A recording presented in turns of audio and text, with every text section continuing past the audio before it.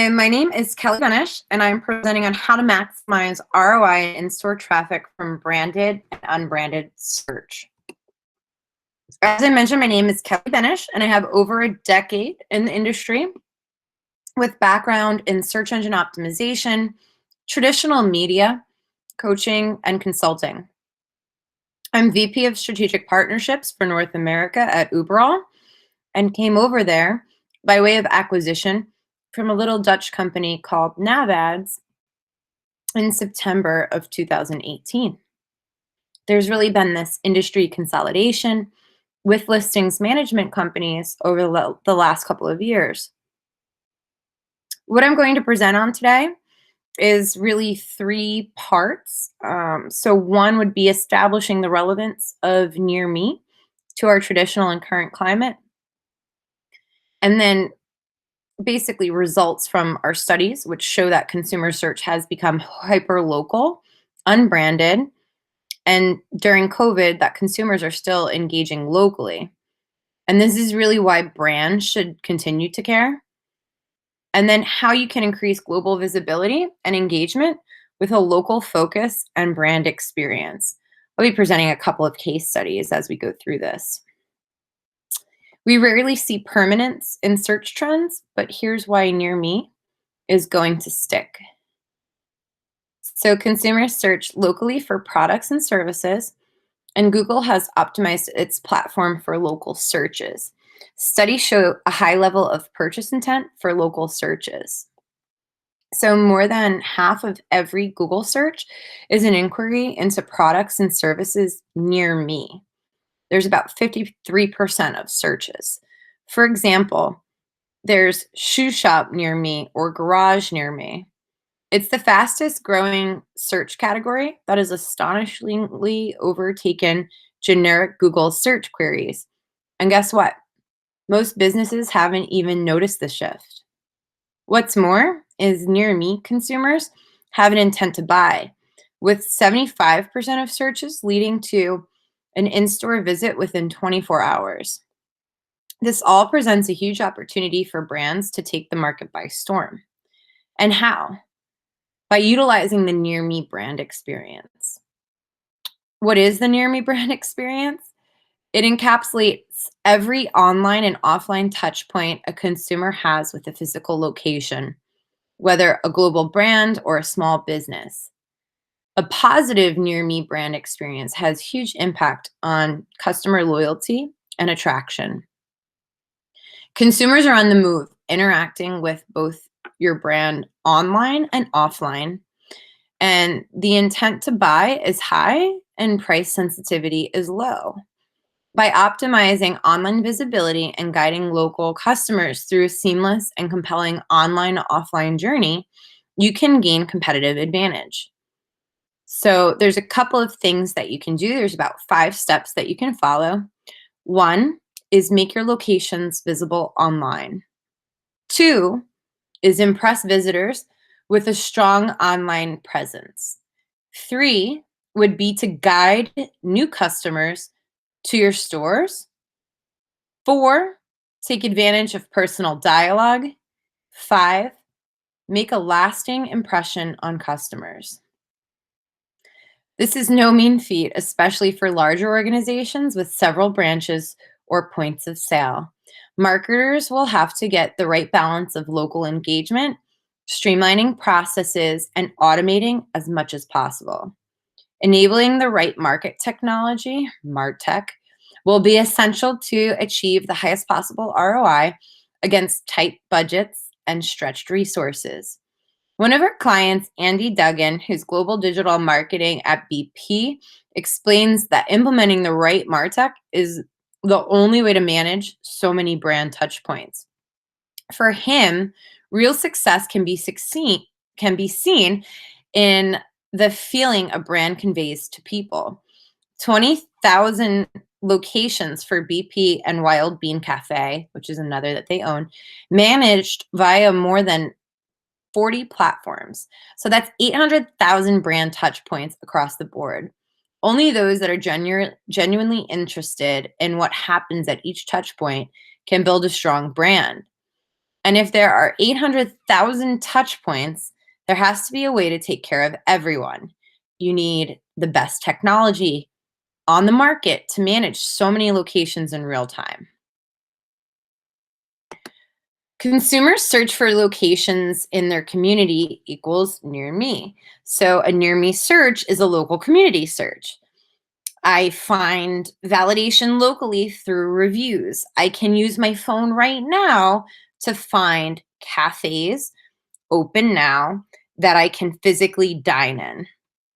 And I will read reviews on a Starbucks or even a small boutique cafe with one location, but they have the same review score. For me, as the searcher, the same trust factors are fulfilled. This is why near me is so powerful. My colleague Greg Sterling can tell a story about when he was in a conference in New York and he was looking for a local New York City restaurant. What he found was a restaurant about 4 blocks from his hotel. And based on the score, the review score, and complete strangers recommending this location to him, he is walking to the restaurant just 4 blocks away and ignoring 20 other restaurants that he sees. So, what does this mean? It means that businesses not showing up in the local pack or SERP are effectively invisible to the searcher that trusts these reviews and this local intent. So, the strategy of how to optimize the near me brand experience is really one, determining the current status of your online presence. So, as we all know, online competition is fierce and only getting more so. If you really want to stand a chance of getting noticed by both search engines and consumers, you need to build a strong online presence. Before you start, you need to determine your current online performance. Is your online information correct and up to date? It sounds simple, but now more than ever, this is essential as consumers look to brands for reliable and accurate information on opening hours, telephone numbers, addresses, specifically around COVID opening hours, and then also COVID procedures and attributes in GMB. Also, what is the average review rating of all of these locations? In addition to the key players like Google and Facebook, don't forget to check other review platforms such as Yelp and Trustpilot. Research reveals that just zero point 0.1 more star rating leads to about 25% more conversions. So it's absolutely a worthy investment. Does the brand respond to the customer reviews? In one of our reports, it's our reputation management and revolution report, we found that conversions almost doubled when response rates rise from 10 to 30%. The other thing that you can do is identify key stakeholders and make a near me team for success. So, what kind of business model does your clients have, or does your brand have? Do you manage the marketing for a global brand with hundreds of locations worldwide, an SMB, or a franchise company?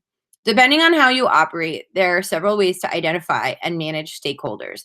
Some companies take ownership centrally, managing all functions from head office, while others include stakeholders at a regional level or even appoint ambassadors locally. However, you choose to do it, it's important to set clear goals that everyone can work towards, ensuring important information is reviewed and promoted.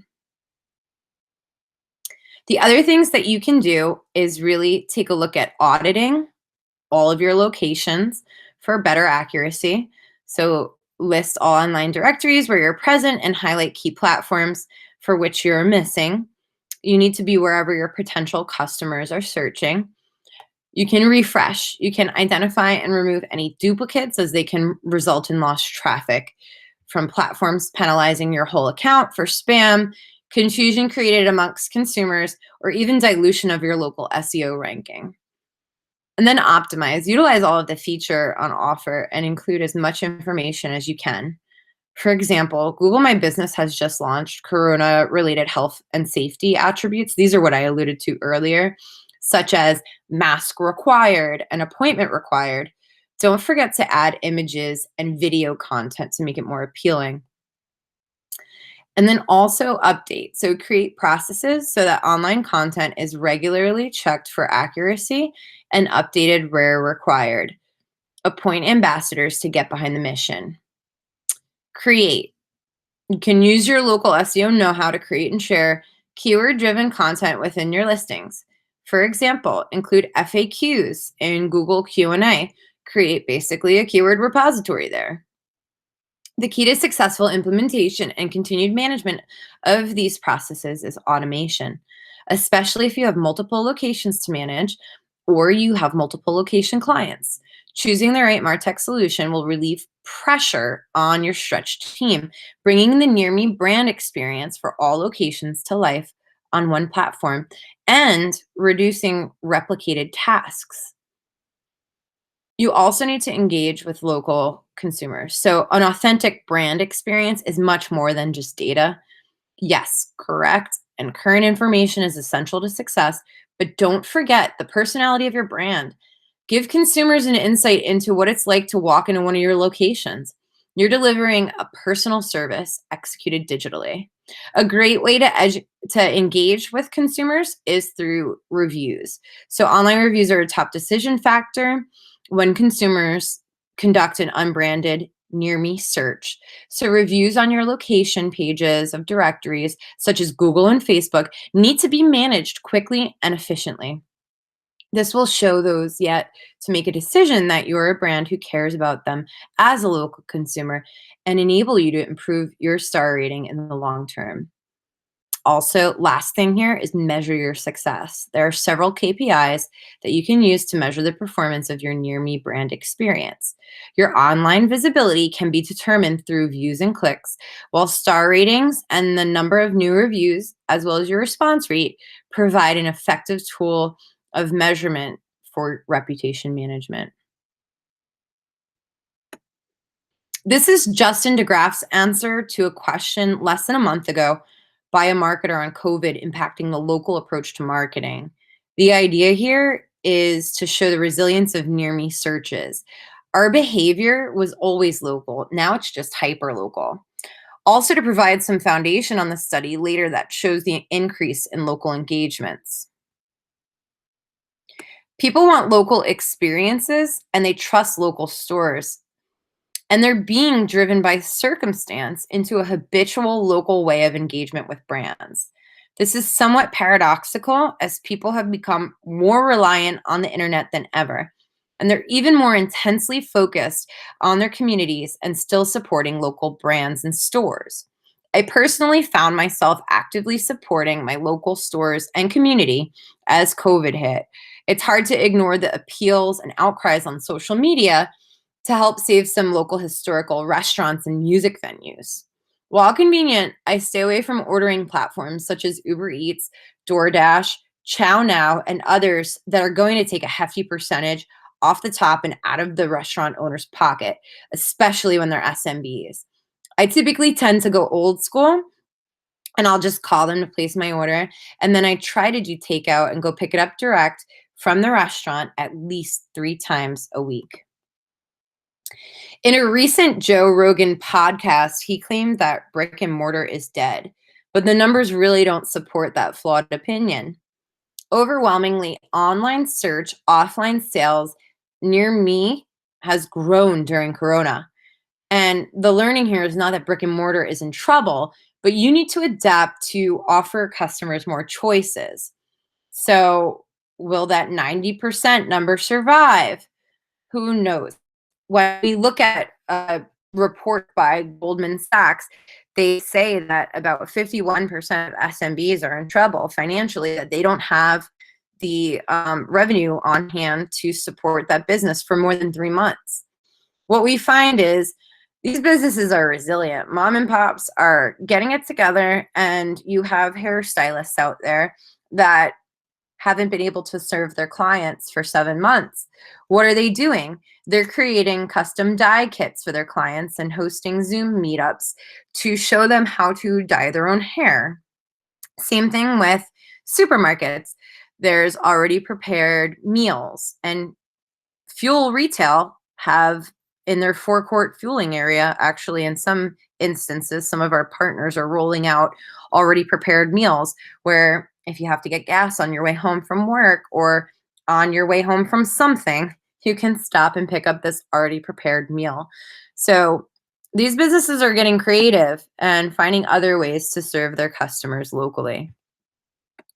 Why is it important to be found locally? I would think that you already understand that value, but the definition of branded versus unbranded in itself. Why do we put branded search together with direct search? Because global brands have to stop thinking of location specific searches as a search for the brand and understand that customers are interacting locally with a business near them rather than searching for any random Starbucks location. Some other non-branded category search examples I've seen include services near me, plumber near me, cheap mortgages, or open now, which really gained traction during the emergence of COVID. Demand-driven actions grew tenfold, and accuracy is always paramount. The majority of all local searches are unbranded. Global brands need to stop thinking global and think local. There was a Moz report a couple of years ago in which they analyzed 1.2 million SERPs and found a local element, a local pack, on about 73% of pages, which really reinforces the idea that Google is localizing more search results and there are fewer truly national results.